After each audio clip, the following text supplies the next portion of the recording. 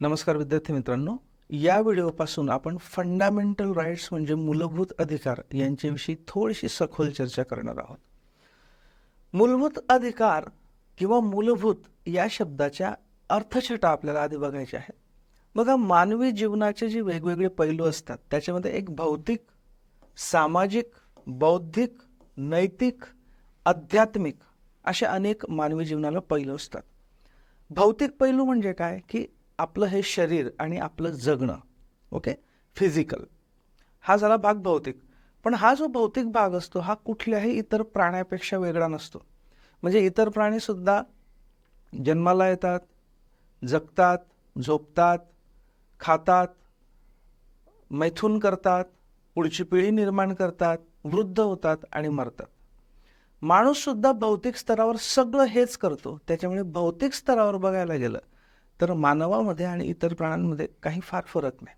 पण तरीसुद्धा अस्तित्व जे असतं आपल्याला, मूलभूत अस्तित्व, हे या भौतिक शरीराने आपण जगत असतो.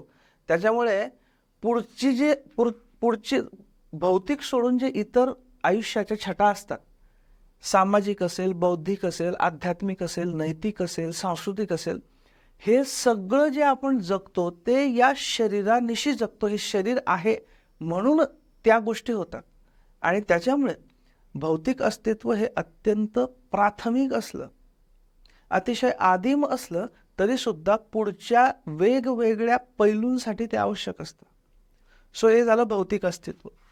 सामाजिक, माणूस हा एका समाजाचा भाग असतो, एका ग्रुपचा भाग असतो, गटाचा भाग असतो.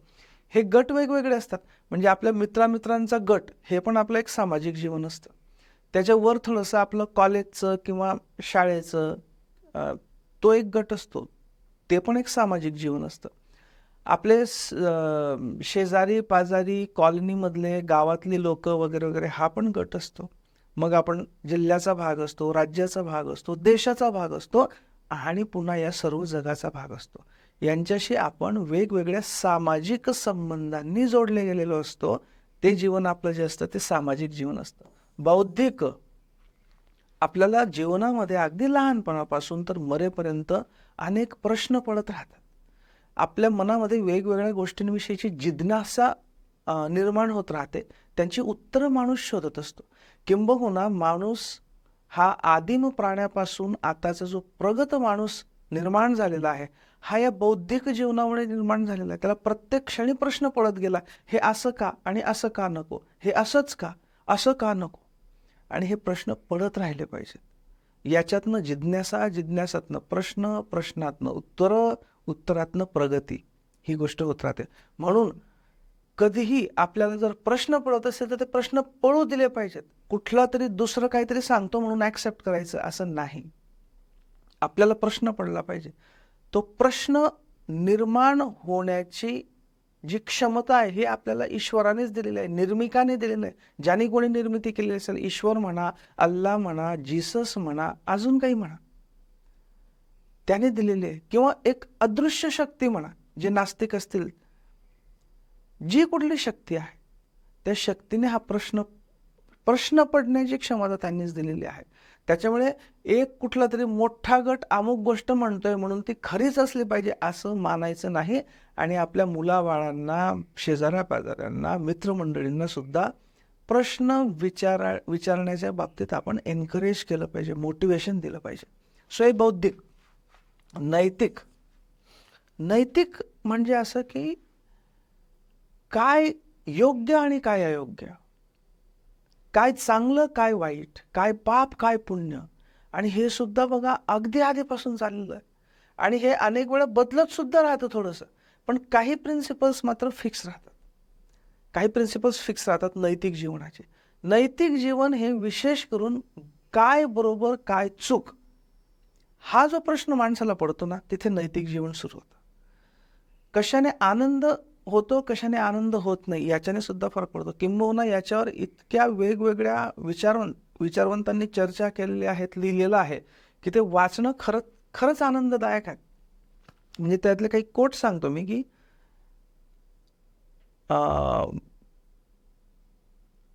मिलने असं म्हटलेलं आहे, म्हणजे प्रत्येक आनंद हा सारखाच असतो का, याच्या बाबतीत मिलने असं म्हटलेलं आहे, तो म्हणतो की it is better to be a human dissatisfied than a pig satisfied. म्हणजे डुक्कर असतं ते खुश असतं आणि एखादा माणूस असतो तो असमाधानी असतो. पण त्या समाधानी डुकरापेक्षा असमाधानी माणूस हा चांगला आहे. कारण त्या डुकराचा आनंद ज्या गोष्टीत आहे, चिखलामध्ये, डोंगरामध्ये किंवा जे काही खाण्यापिण्यामध्ये वगैरे, त्याच्यापेक्षा उच्च स्तराचा आनंद हा माणसाला वेगळ्या गोष्टींमधनं मिळतो. त्याच्यामुळे एखादा डुक्कर हे सॅटिस्फाईड असलं तरी सुद्धा एखादा असमाधानी माणूस हा समाधानी डुकरापेक्षा श्रेष्ठच असतो. म्हणजे आनंदाच्या लेव्हल्स, आनंदाची क्वालिटी याच्या बाबतीत आणि तिथून सुरू होणाऱ्या नैतिक जीवनाच्या बाबतीत अनेक विचारवंतांनी अनेक या बाबतीत आपले विचार मांडलेले आहेत. कधीतरी आपण याच्यावर नंतर बोलू. सो नैतिक जीवनामध्ये बरं काय, वाईट काय, पाप काय, पुण्य काय, योग्य काय, अयोग्य काय, हे एक आपलं जीवन असतं. आणि आध्यात्मिक, सगळ्यात उच्च स्तराचं आध्यात्मिक. पण आध्यात्मिक जीवन म्हणजे धार्मिक जीवन असा गैरसमज करून घेऊ नका. एखादा नास्तिक माणूस सुद्धा आध्यात्मिक असू शकतो. धर्माच्या ज्या झुंडी तयार होतात ना मित्रांनो, या धर्माच्या झुंडी भयंकर असतात. किंबहुना जिथे झुंड असते तिथे धर्म नसतोच. काही कर्मकांड किंवा काहीतरी विशिष्ट प्रिन्सिपल त्यांना आवडणारे असं पकडून त्याला ते आपलं आयुष्य बनवून घेतात आणि त्या झुंडीत इतरांनी पण सामील व्हावं बळजबरीने, म्हणून त्यांच्यावर दबाव टाकतात ते.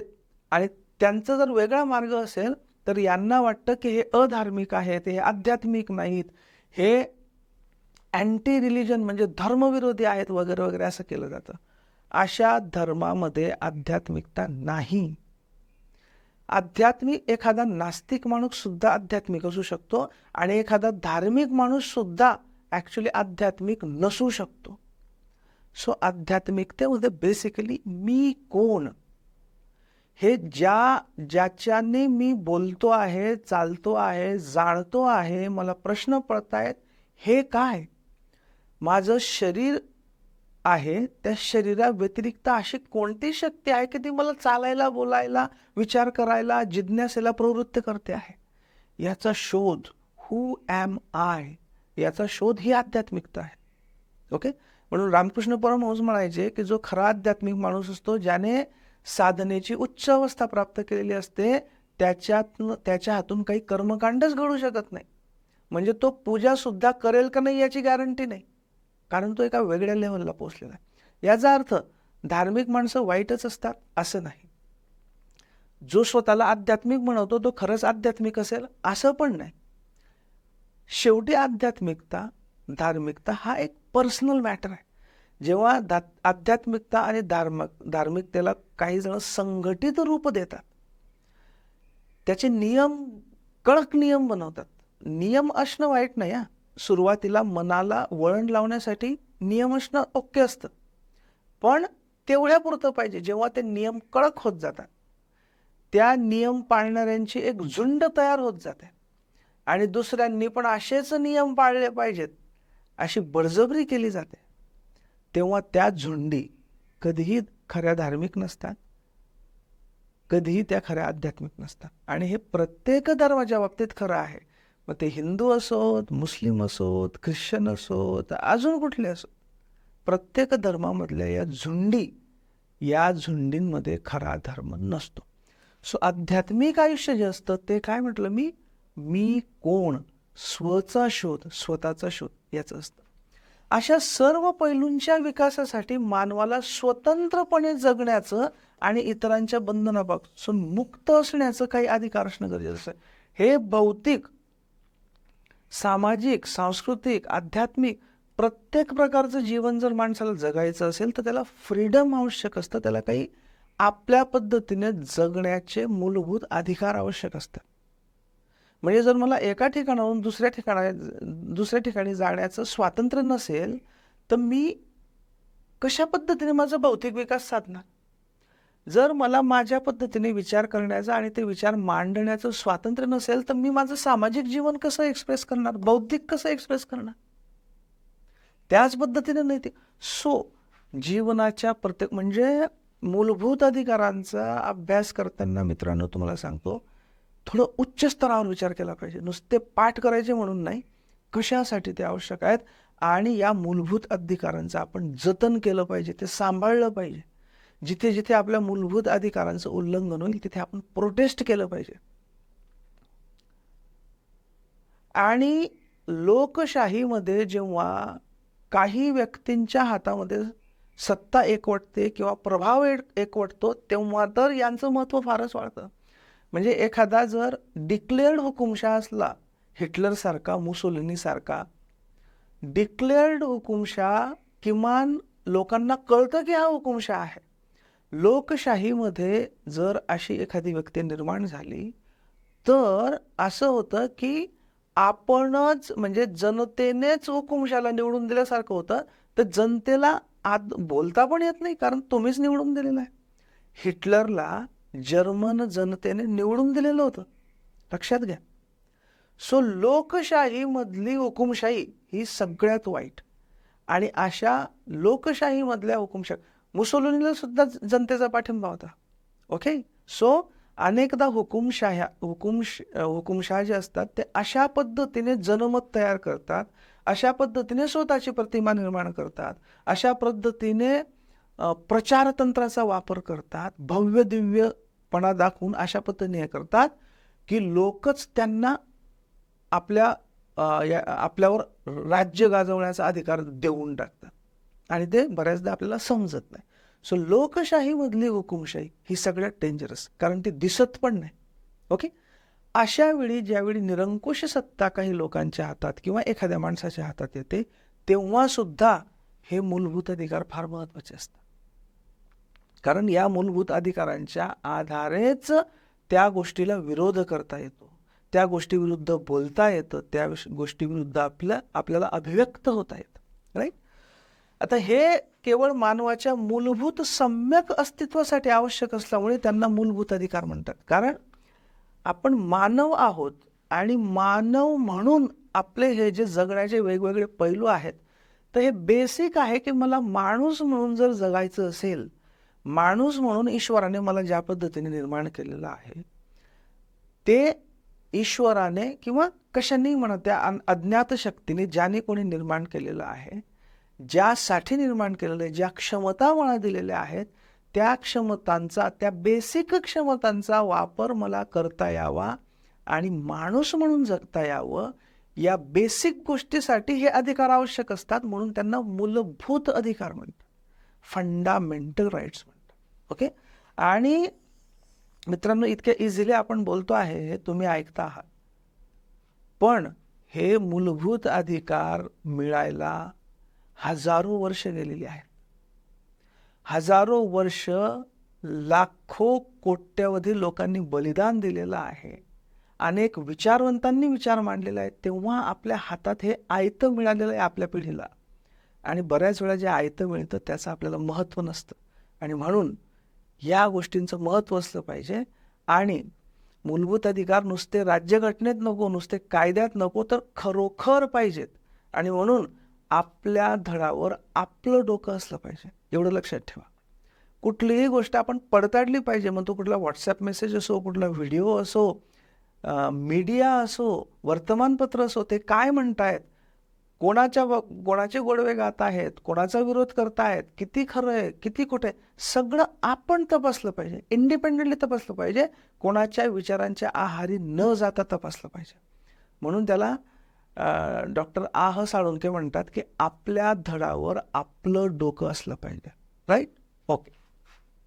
नेक्स्ट, राज्यघटनेमध्ये सगळ्यात छोट्या मोठ्या अधिकारांची तरतूद करणं शक्य नसतं. आणि म्हणून फक्त सम्यक मानवी जीवनासाठी जे आवश्यक असणारे काही मोजके अधिकार असतात पण मूलभूत असतात, अशा अधिकारांचा उल्लेख राज्यघटनेमध्ये होतो.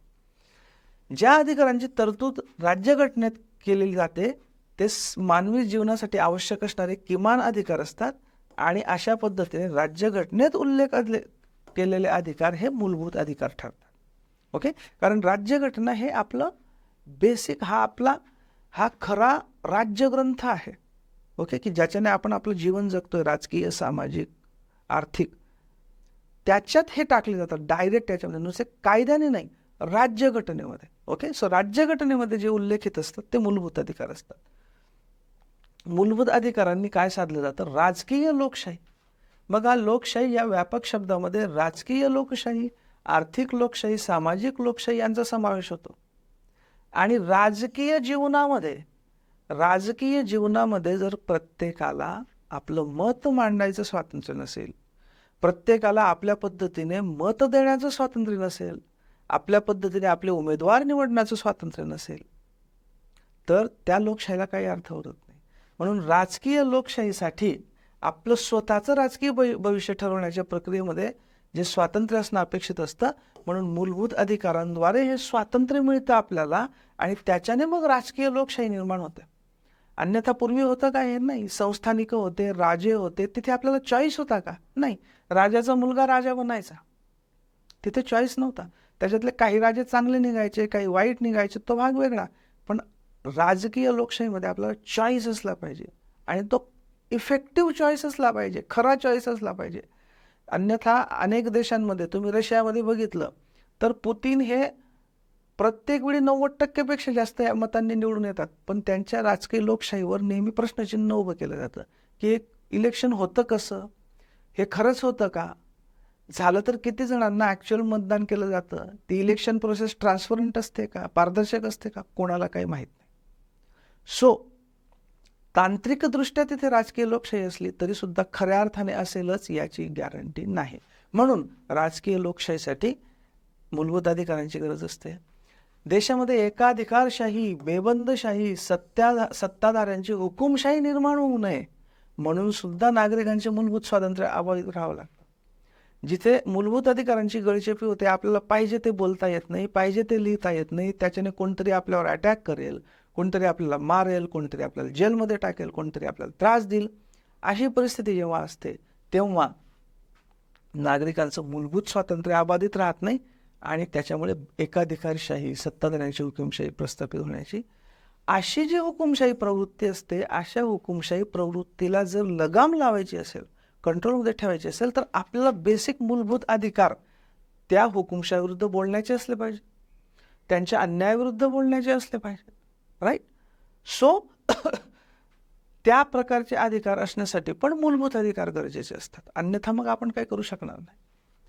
कार्यकारी कृतींपासून संरक्षण. देशातील कार्यकारी मंडळ म्हणजे कोण? बेसिकली जर ग्राउंड लेवलला तुम्ही घेतलं तर आपला डायरेक्ट जो संपर्क येतो पहिला तो सरकारी अधिकाऱ्यांशी येतो, आमच्यासारख्या अधिकाऱ्यांशी संपर्क येतो.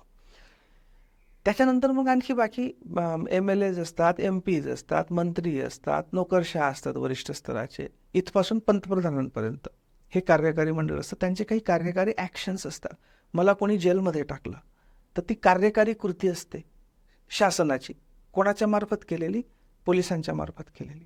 माझ्यावर काही केस दाखल झाली, मला कुठे अडवलं गेलं, वगैरे वगैरे. या कार्यकारी कृतींविरुद्ध सुद्धा मूलभूत अधिकारांची गरज असते, जेणेकरून त्या कार्यकारी कृतींद्वारे माझ्या मूलभूत अधिकारांवर माझं मूलभूत स्वातंत्र्यावर गदा येऊ नये. Okay, right. संसदीय कृतींवर नियंत्रण. काही वेळा संसद किंवा विधिमंडळ काही विशिष्ट कायदे करून नागरिकांच्या मूलभूत स्वातंत्र्याचा संकोच करू शकतो.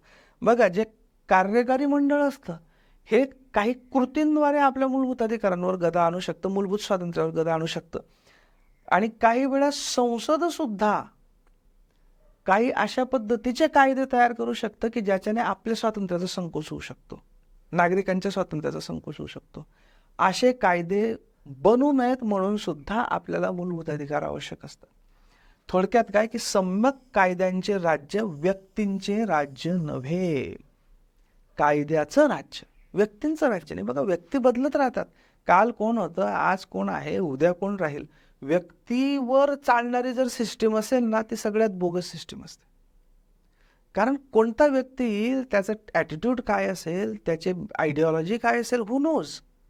म्हणून एकूण जे कलेक्टिव्ह विजडम ज्याला आपण म्हणतो, की सामुदायिक शहाणपण एक जे असतं ना, पाचामुखी परमेश्वर वगैरे असे जुन्या म्हणी वगैरे असतात, जे सामुदायिक शहाणपण असतं, पिढ्यानपिढ्यापासून आपण काही एक सामुदायिक शहाणपण शिकलेलो असतो, भूतकाळामध्ये होऊन गेलेल्या गोष्टींपासून आपण धडा घेतलेला असतो, त्या सामुदायिक शहाणपणाच्या आधारावर, कलेक्टिव्ह विजडमच्या आधारावर बनणाऱ्या कायद्यांचं राज्य असलं पाहिजे, व्यक्तींचं नाही.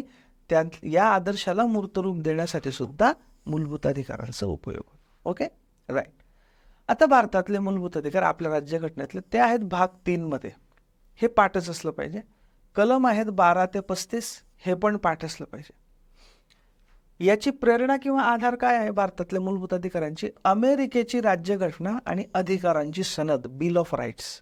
अमेरिकेची राज्यघटना आणि बिल ऑफ राईट्स तिथलं अधिकारांची सनद. भारतातले जे मूलभूत अधिकार आहेत राज्यघटनेमध्ये त्याला मॅग्ना कार्टा असाही उल्लेख केला जातो. हे मॅग्ना कार्टा काय होतं माहिती आहे का, की इंग्लंडचा राजा जॉन याने 1215 मध्ये बॅरॉन्सच्या दबावामुळे, हे बॅरॉन्स म्हणजे त्यावेळीचे लँडलॉर्ड्स होते, त्यावेळी राजेशाही विरुद्ध जमीनदार असा संघर्ष चालायचा, धार्मिक अँगल पण असायचा, पोप वगैरे ते सगळे.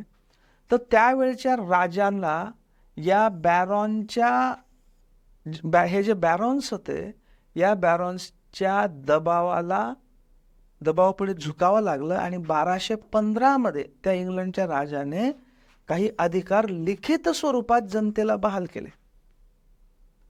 कारण त्याच्या आधी सगळं राजाच्या मर्जीवर अवलंबून होतं. राजा सांगेल तो कायदा लिखित स्वरूपात घेतलं की आम्हाला हे बेसिक अधिकार असतील.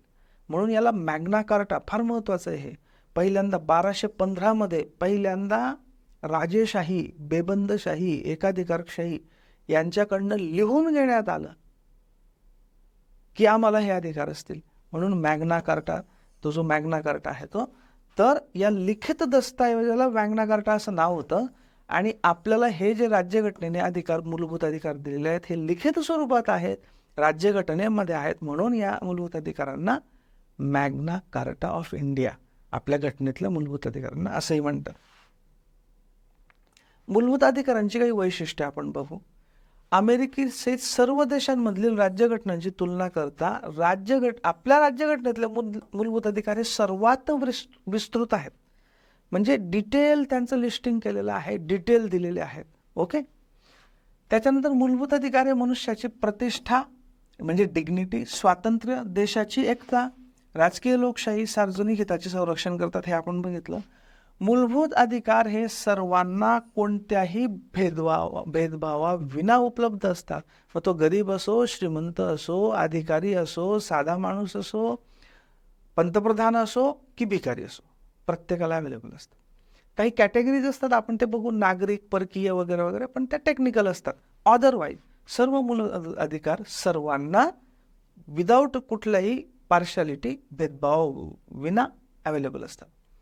काही मूलभूत अधिकार हे फक्त नागरिकांना उपलब्ध असतात. म्हणजे काय, सिटिझन्स ऑफ इंडिया, जे टेक्निकली सिटिझनशिपच्या डेफिनेशननुसार नागरिक असतात त्यांना अवेलेबल असतात. ओके. म्हणजे ते परकीय किंवा एलियन्स, ओके, किंवा नॉन सिटिझन्स यांना उपलब्ध नसतात. आणि काही अधिकार मात्र आपल्या भारताच्या नागरिकांसह परकीय नागरिकांना सुद्धा, किंवा कॉर्पोरेशन म्हणजे निगम, व्यक्ती नाही, कंपन्या यांना देखील उपलब्ध असतात. ओके. ते आपण पुढे बघणार आहोत. मूलभूत अधिकार हे निरंकुश नाहीत. आता मग मूलभूत अधिकार, मला जर बोलण्याचं स्वातंत्र्य असेल तर मी काहीही बोलेल का? दोन धर्मांमध्ये तेढ निर्माण करणारं बोललं तर चालेल का? दोन समाजांमध्ये दंगली पेटतील असं बोललं तर चालेल का? नाही चालणार. कोणाची सरसकट बदनामी विदाऊट प्रूफ केलेलं बोलणं चालेल का? नाही चालणार. सो मूलभूत अधिकार हे निरंकुश नाहीत, त्यांच्यावर काही ना काही वाजवी बंधनं आहेत.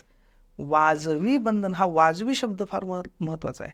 त्याला इंग्लिशमध्ये म्हणतात रिझनेबल. रिझनेबल म्हणजे वाजवी बंधनं, सरसकट बंधनं नाही.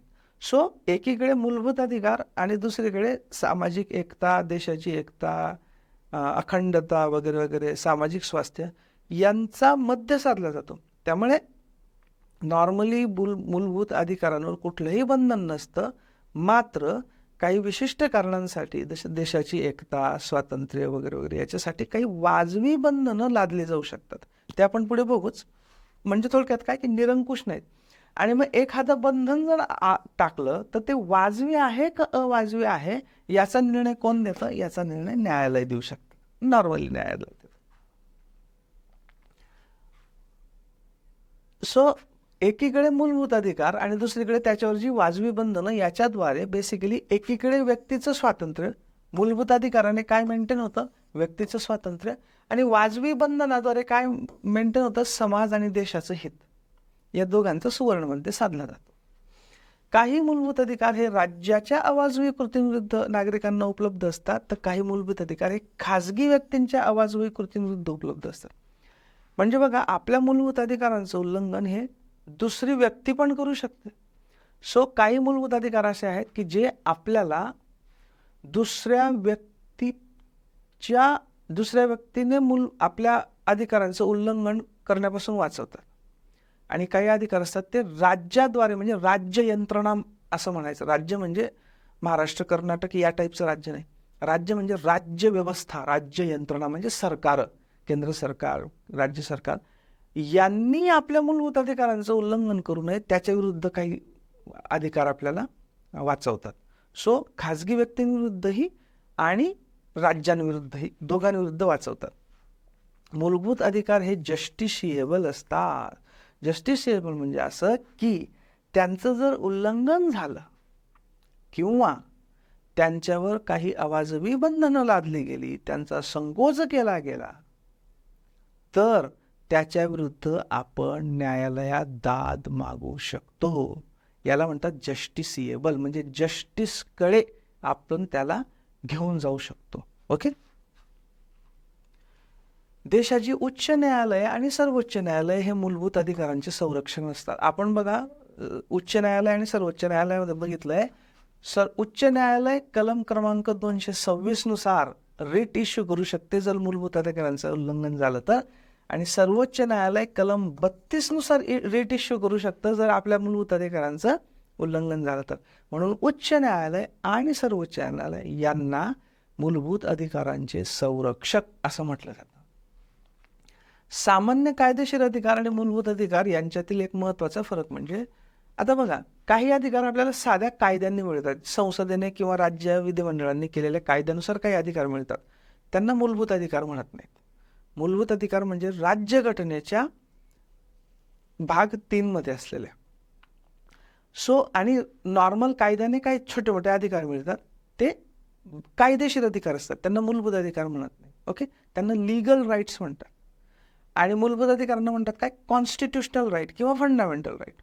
सो कायदेशीर अधिकार आणि मूलभूत अधिकार याच्यात महत्त्वाचा फरक असा असतो की मूलभूत अधिकारांविरुद्ध आपण डायरेक्ट सर्वोच्च न्यायालयात किंवा उच्च न्यायालयात दाद मागू शकतो. मात्र जे कायदेशीर अधिकार असतात त्याच्या बाबतीत आपण डायरेक्ट उच्च न्यायालयात किंवा सर्वोच्च न्यायालयात जाऊ शकत नाही. हा महत्त्वाचा फरक. सामान्य कायदेशीर अधिकारांच्या उल्लंघनाच्या बाबतीत खालच्या न्यायालयांच्या मार्गाने आपल्याला सर्वोच्च न्यायालयापर्यंत पोहोचता येतं, डायरेक्ट नाही. ओके. आणि म्हणून विशेष करून सर्वोच्च न्यायालयाला मूलभूत अधिकारांचं संरक्षण करतं असं म्हटलं जातं. पण अर्थात दोन्ही आहेत, उच्च न्यायालय as well as सर्वोच्च न्यायालय. अपवादात्मक परिस्थितीत मूलभूत अधिकारांचा संकोच शक्य असतो, आपल्याला माहित आहे, वाजवी बंधनं. आता संसद मूलभूत अधिकारांचा संकोच करू शकतं किंवा काही अधिकार काढून देखील घेऊ शकतं, मात्र त्यासाठी घटना दुरुस्ती आवश्यक असते. म्हणजे एखादा कायदा करून संसद नॉर्मल कायदा करून मूलभूत अधिकारांचा संकोच करू शकत नाही, त्याच्यासाठी घटना दुरुस्ती करावी लागते. पण मात्र जरी घटना दुरुस्ती केली, ती घटना दुरुस्ती जर राज्यघटनेच्या बेसिक स्ट्रक्चरचा म्हणजे मूलभूत साच्याचं उल्लंघन करत असेल तर मात्र ती घटना दुरुस्ती सुद्धा घटनाबाह्य ठरवण्याचा अधिकार न्यायालयांकडे आहे. Okay, right.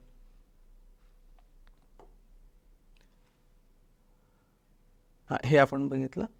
राष्ट्रीय आणीबाणी लागू असताना मूलभूत अधिकारांची अंमलबजावणी निलंबित करता येऊ शकते.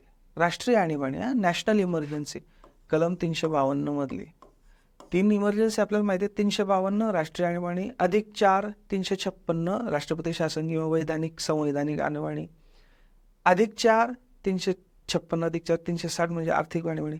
याच्यातली जी नॅशनल इमर्जन्सी आहे, राष्ट्रीय आणीबाणी 352 मधली, ती लागू असताना मूलभूत अधिकारांची अंमलबजावणी तात्पुरती निलंबित करता येऊ शकते. मात्र त्याला अपवाद आहे कलम 20 आणि कलम 21. हे आपण आणीबाणीच्या बाबतीत अत्यंत डिटेल बघितलं, त्यामुळे इथे चर्चा करणार नाही. आणि कलम 19 मधील मूलभूत अधिकारांचे निलंबन करण्यासाठी बाह्य आणीबाणीचीच गरज असते.